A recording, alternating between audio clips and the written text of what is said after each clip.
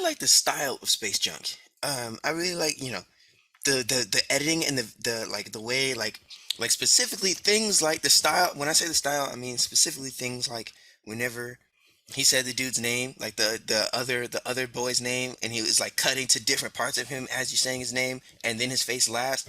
Things like that speak to style and voice that I really liked. I also liked the choice to do black and white matched with the wide, super close lenses, like the light, like the visual vocabulary, like the shot choice and composition. I thought those were really strong choices that reflected a strong voice from a strong director. So yeah, great job.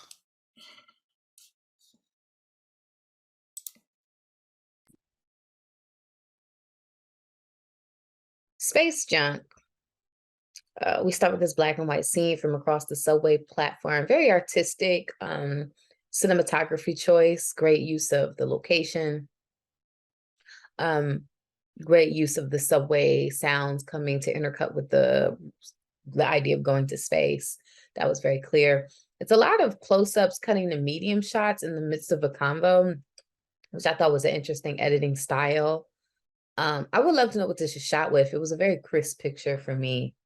I would love to know what lenses they were using or what camera they were using.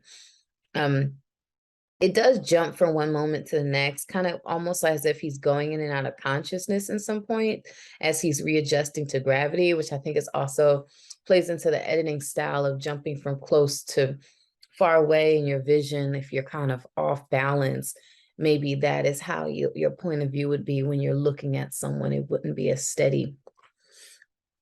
And so it was interesting how they cut not in a way that traditionally would have matched going in on a close on a particular moment or for dramatic emphasis, almost like going in from close to medium in the midst of in the midst of even a sentence sometimes.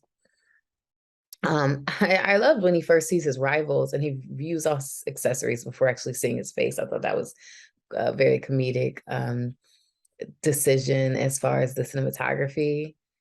And I think not seeing the fight scene and only hearing it definitely added to the comedic air of everything. Him pulling the hearse through Koreatown. It's hilarious to me because this is my neighborhood. I know exactly where this was shot. That is my train station. So it was a very familiar environment for me to experience this through. I really enjoyed this film. Just love the overall feel. The choice to go black and white was really a strong one here, and it worked really well because of this the tonal range, and every scene felt like it was just really carefully thought out. Um, Really just great work, great camera work used with the angles, getting in close. It feels like we're using wide angle lenses and getting close up, and used to great effect. It gives it all this sort of unreal, bizarre quality, which just works so well for the tone of the film. So all in all, I thought this was really a strong, technically and artistically proficient piece that was really worthy. So hats off, guys. This is a great one. So I've just watched Space Junk. I really liked this film. I had a great time watching it. I loved the style of this film. It's a very highly stylized film. It's extremely cinematic. It reminded me of a lot of the classic indie movies from the 90s, like Slacker or Clerks. It felt very much like it was coming from that lineage. Um, this is a very expressive film. I love how it's quirky and offbeat and surreal. It's in black and white. It has very imaginatively composed shots. Um, and it uses all that to express the inner emotional state of the character, which I thought was really cool. Um, yeah, I thought this film was just an excellent display of talent from the filmmakers and from the actors. Yeah, I really enjoyed watching it. Space junk. I love the inventive camera angles that they used throughout the piece, and right from the beginning, it captured the emotional state and that shift off balance of the character. And there was some really nice, like, peeking, sneaky shots in it, and nice transition work. but most of all, I loved the off-kilter storyline with that hint of wackiness peppered throughout. And there was just this great playfulness in the writing that made for those great odd quips and kept you on your toes. And I think the playfulness never went off the rails because there was this groundedness to the heart of it, with very real circumstances of a pregnancy and a death. Um, and I loved the ending. I can very much relate. I can go steps, sometimes decades into the future of what I suppose might happen in far off, very detailed scenarios, before somebody snaps me back into the present. And I thought it was really well done. Space Junk. This was awesome. What a great short film.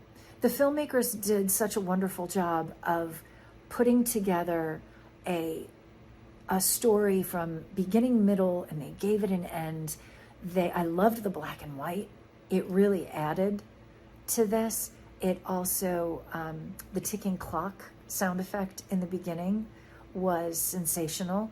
There were so many moments in this film with the story that they were telling that was genuinely funny, genuinely touching, that you had me along from the very beginning until the very end. There was nothing that left me with questions. There was nothing where I kind of went, wait, this is pulling me out of it. You hit every beat. And all of the actors were absolutely superb. I believed all of them. All of them were very committed to their roles. This was so very cool. I loved it. Space Junk was an interesting film. I really enjoyed the choices with the camera work, especially in the beginning. It felt very much like seeing from each of the characters' perspectives, at eye level, as if they're standing right in front of you. So I thought that was a cool way of getting into the characters' heads. I also like the fact that you don't know at the end whether all of this was in his head, because of the fact that it cuts back to that beginning scene of his wife telling him that she's pregnant, as if all of this just played out in his head. So that was interesting, left up to interpretation there. I thought that the acting in this was really good, and also the premise of him being an astronaut and nobody really taking that into account when blaming him for being away, etc. Even though in the real world we don't come across this very often, having this sort of bizarre premise was an interesting addition to this film.